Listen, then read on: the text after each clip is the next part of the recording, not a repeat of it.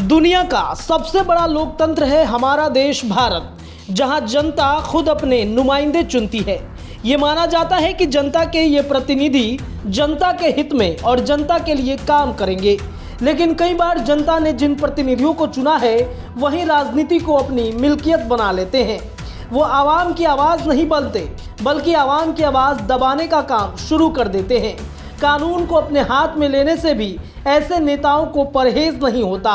अतीक अहमद ऐसे ही सफ़ेद पोशों में से एक है। 80 का दशक, संगम नगरी प्रयागराज यानी उस वक्त का इलाहाबाद, जो अपनी पवित्रता और धर्म कर्म के लिए मशहूर था। लेकिन धर्म कर्म से अलग भी इलाहाबाद में एक अलग दुनिया बसती थी। ये दुनिया थी अपराध की। इस पवित्र नगरी में चांद बाबा नाम के कुख्यात बदमाश का खौफ इस कदर फैला हुआ था कि लोग रात में बाहर निकलने से भी डरते थे। पुलिस के लिए चांद बाबा का डर का दूसरा नाम था और इसलिए उसे गिरेबान पर हाथ डालने से पुलिस वाले हमेशा परहेज करते थे। पूरे इलाहाबाद में चांद बाबा का डर फैला हुआ था, लेकिन कोई ऐसा भी था जो देख रहा था चांद बाबा को हराने के सपने। तांगे पर बैठकर इलाहाबाद की सड़कों पर निकलता छोटी सी उम्र में एक लड़का मन ही मन ये ठान चुका था कि चांद बाबा को हराकर इलाहाबाद का डॉन बनना है। ये लड़का कोई और नहीं, बाहुबली विधायक अतीक अहमद था, जिसने एक वक्त में पूरे राज्य की पुलिस भी घबराती थी। अतीक अहमद की कहानी शुरू होती है इलाहाबाद की इन्हीं गलियों से। इलाहाबाद का चकिया इलाका। साल 1962 में एक तांगे वाले परिवार में सबसे बड़े बेटे के रूप में जन्म हुआ एक लड़के का नाम रखा गया अतीक अहमद। पिता इलाहाबाद की सड़कों पर तांगा चलाते और परिवार का पेट भरते थे। अतीक के बाद उसके भाई और बहन भी हुए। परिवार बढ़ने लगा और साथ ही बढ़ने लगी गरीबी भी। जैसे जैसे अतीक बड़ा होने लगा, घर की गरीबी उसके दिमाग पर असर डालने लगी। वो सपने देखने लगा अमीर बनने के।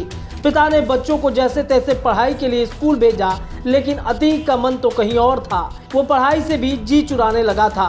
वो सपने देखने लगा था पैसे कमाने के। अतीक को जल्द से जल्द अमीर बनना था। 10वीं क्लास में फेल होने के बाद उसने पढ़ाई छोड़ दी और गुंडागर्दी में लग गया। उसका मकसद था इलाके के सबसे बड़े माफिया चांद बाबा को हराना। वो चांद बाबा जिसका उस समय तक इलाहाबाद में एक छत्र राज हुआ करता था। चांद बाबा के आतंक से कई छोटे मोटे मवाली परेशान थे और जैसे ही अतीक अहमद सामने आया, उस सब ने चांद बाबा के खिलाफ अतीक का साथ देना शुरू कर दिया और बड़ी ही तेजी से प्रयागराज में चांद बाबा के अलावा भी एक नाम की गूंज सुनाई देने लगी थी। वो नाम था चकिया के तांगे वाले का बेटा अतीक अहमद का। अतीक अहमद पैसे कमाने के लिए पूरे शहर भर से रंगदारी वसूली करने लगा। महज 17 साल की उम्र में अतीक अहमद पर हत्या का आरोप भी लगा, लेकिन ये सब उसके हौसले पस्त नहीं कर रहे थे, बल्कि और बढ़ाते चले गए। चांद बाबा गैंग से अक्सर अतीक अहमद गैंग के झगड़े की खबरें आने लगी। धीरे धीरे चांद बाबा का रुतबा कम हो गया था और अतीक अहमद का बढ़ता चला गया। इलाहाबाद के इस नए गैंगस्टर की नज़र सिर्फ इलाहाबाद तक ही नहीं सीमित थी, बल्कि ये तो पूरे राज्य में अपने आतंक का अपराध कायम करना चाहता था। करीब 10 सालों में ही अपराध की दुनिया में अतीक ने बड़ा नाम कमा लिया। गरीब तांगे वाले के बेटे के पास अब पैसे की कोई कमी नहीं थी। छोटी सी उम्र में ही अतीक पर 80 से ज़्यादा हत्या की साजिश, रंगदारी, धोखाधड़ी, आर्म्स एक्ट जैसे कई मामले दर्ज हो चुके थे। उस समय के सभी गैंगस्टर के बीच अतीक की तूती बोलने लगी।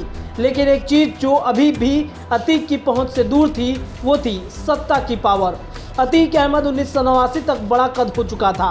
पुलिस भी अतीक अहमद के नाम से खौफ खाने लगी थी।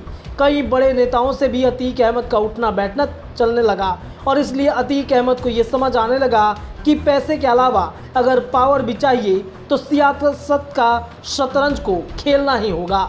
1989 में अतीक अहमद ने निर्दलीय उम्मीदवारी के रूप में इलाहाबाद में पहला चुनाव लड़ा। दूसरी तरफ चांद बाबा भी चुनावी संग्राम में थे, लेकिन जीत मिली अतीक अहमद को। अब अतीक अहमद नेताजी बन चुके थे, लेकिन सफ़ेद कपड़ों में नजर आने वाले इस माफिया के काम भी अभी काले ही थे। जीत के कुछ समय बाद ही चांद बाबा की सरे बाजार हत्या कर दी गई। आरोप अतीक अहमद पर थे, लेकिन इन सब के बावजूद अतीक अहमद की ताकत बढ़ती जा रही थी। अतीक अहमद ने पहले 3 बार तो निर्दलीय चुनाव लड़कर जीत हासिल की। 1996 में समाजवादी पार्टी ने उन्हें टिकट दी और अतीक अहमद समाजवादी पार्टी का विधायक बन गया। सफ़ेद कपड़ों में अतीक अहमद शान ही अलग रहती थी। एक तरफ राजनीति का खेल रहा था तो दूसरी तरफ उन पर पट्टा, रंगदारी और भूमि माफियाओं का कारोबार फैलाने के आरोप बढ़ते चले जा रहे थे। करोड़ों रुपए की संपत्ति का मालिक बन चुका चकिया का यह लड़का, जो महंगी विदेशी गाड़ियां उसको खूब भाने लगी थी। अतीक अहमद को हथियार रखने का भी बड़ा शौक था और वक्त आ चुका था अब अतीक को अपने सारे शौक पूरे करने के।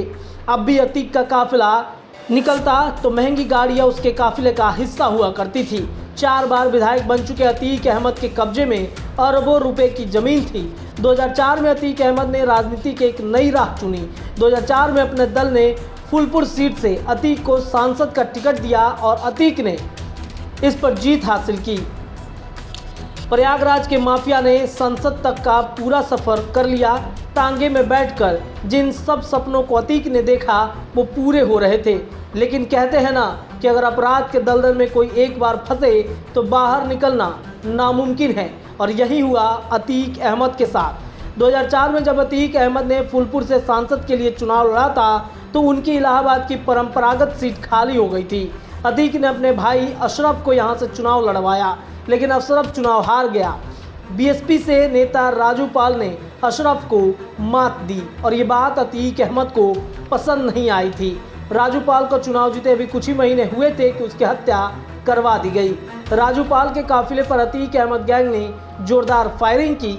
राजू पाल को 19 गोलियों से छलनी कर दिया गया। सिर्फ 10 दिन पहले ही राजू पाल की शादी हुई थी, लेकिन अतीक अहमद को राजनीति में चैलेंज करना राजू पाल के लिए मौत का सबब बन चुका था। राजू पाल की पत्नी पूजा ने अतीक अहमद और उनके भाई के खिलाफ मामला दर्ज करवाया। उस वक्त राज्य में समाजवादी पार्टी की सरकार थी। अतीक अहमद पर कोई कार्रवाई नहीं हुई। अगली बार चुनाव में अतीक अहमद अपने भाई अशरफ को जीत दिलवाने में कामयाबी मिली। साल 2007 में बड़ा बदलाव हुआ। उत्तर प्रदेश में मायावती की सरकार बनी और फिर शुरू हुए अतीक अहमद और उनके गैंग के बुरे दिन। बीएसपी सरकार के आते ही अतीक अहमद को राज्य का मोस्ट वांटेड अपराधी घोषित कर दिया गया। अतीक अहमद पर इनाम की बौछार लगा दी गई। कुछ समय पहले तक उत्तर प्रदेश में अपना दबदबा बना रहे इस बाहुबली नेता को अब भगोड़ा अपराधी मान लिया गया था। पुलिस अतीक के पीछे पड़ी हुई थी और आखिरकार दिल्ली में उसे गिरफ्तार किया गया। फिर यूपी की अलग अलग जेलों में वो बंद रहा। लेकिन एक बार फिर वक्त बदला। 2014 में जब अखिलेश की सरकार आई तो अतीक अहमद को जमानत मिली। 2014 में अतीक अहमद ने श्रीवस्ती से चुनाव लड़ी, लेकिन जीत नहीं हुई। उत्तर प्रदेश में योगी आदित्यनाथ के मुख्यमंत्री बनने के बाद तो जैसे सब कुछ बदलने लगा। इसी दौरान एक व्यापारी की किडनैपिंग और जेल से उसकी पिटाई का वीडियो वायरल हुआ और इस मामले में अतीक अहमद का नाम सामने आया और फिर गिरफ्तारी हुई। सुप्रीम कोर्ट के आदेश पर उत्तर प्रदेश से बाहर उन्हें गुजरात की साबरमती जेल में भेजा गया और तब से इलाहाबाद के इस बाहुबली नेता को गुजरात की साबरमती जेल में ही बंद किया गया था। अतीक अहमद के परिवार के 2 और लोग भी जेल में हैं। अतीक अहमद के भाई अशरफ भी बरेली में बंद था, जबकि छोटा बेटा नैनी जेल के सलाखों के पीछे था। अतीक अहमद के बड़े बेटे को अभी कुछ ही समय पहले गिरफ्तार किया गया और फिर उसका यूपी के योगी आदित्यनाथ की सरकार में इनकाउंटर कर ढेर कर दिया गया। अतीक के परिवार के अलावा उसके सारे गुर्गे को जेल भेज दिया गया। अतीक अहमद ने माफिया के काले धंधे, जो करोड़ों रुपए की जमीन हथियाई थी, उसे भी लगातार कुर्की किया जा रहा था। इलाहाबाद के अलावा राज्य के कई और इलाके में भी अतीक अहमद की संपत्ति थी। उनके रिश्तेदारों के नाम पर भी कई प्रॉपर्टी को सरकार ने अपने कब्जे में लिया। कई अवैध इमारतों को गिरा दिया गया। जो जमीन कब्जे में ली गई उस पर आवासीय योजना के तहत मकान बनाए गए। पिछले 2 सालों में इस तरह की कई कार्रवाई की गई और अतीक की 200 करोड़ से ज़्यादा की संपत्ति को जब्त किया गया। अब यूपी की योगी आदित्यनाथ के सरकार के आते ही योगी ने कसम खाई कि माफियाओं को मिट्टी में मिला देंगे और ठीक वैसे ही अतीक अहमद के साथ भी हुआ।